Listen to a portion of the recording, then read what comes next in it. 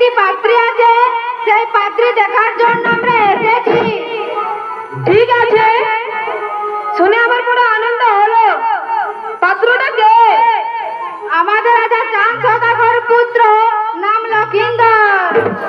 ও, চাঁদ সদাগরকে আমি ভালোভাবেই চিনি। সে আমার পুরাতন বন্ধু। চাঁদ তার পুত্রের সঙ্গে আমার কন্যার বিয়ে